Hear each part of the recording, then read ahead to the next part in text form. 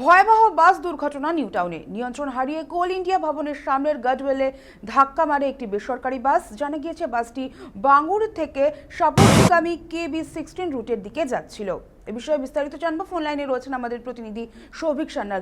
সৌভিক, ঠিক কি ঘটেছিল? কোনো হতাহতের খবর আছে কি? নিউটাউনে কোল ইন্ডিয়া ভবনের সামনে বৃহস্পতিবার সকালে ভয়াবহ পথ দুর্ঘটনা আহত হলেন একাধিক যাত্রী। সকাল প্রায় 7টা নাগাদ বাঙ্গুর থেকে সাপুরদিগামী KB16 রুটের একটি বেসরকারি বাস আচমকাই নিয়ন্ত্রণ হারিয়ে রাস্তার ধারে গার্ডওয়ালে সজোরে ধাক্কা মারে। পুলিশ সূত্রে জানা গিয়েছে দুর্ঘটনার সময় মোট বাসে যাত্রী ছিল 12 জন।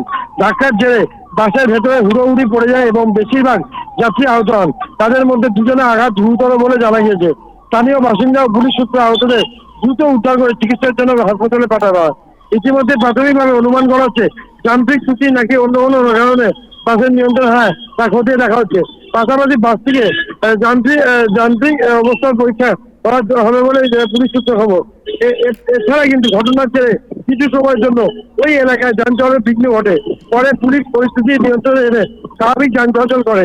দুর্ঘটনার প্রকৃত কারণ জানতে তদন্ত শুরু করেছে নিউটাউন থানা পুলিশ। ধন্যবাদ সৌভিক আমাদের সঙ্গে থাকার জন্য।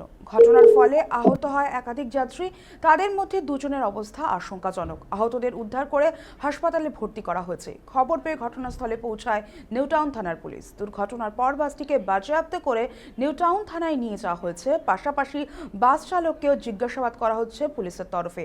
আপাতত দুর্ঘটনার কারণ জানতে তদন্ত শুরু করেছে পুলিশ প্রশাসন।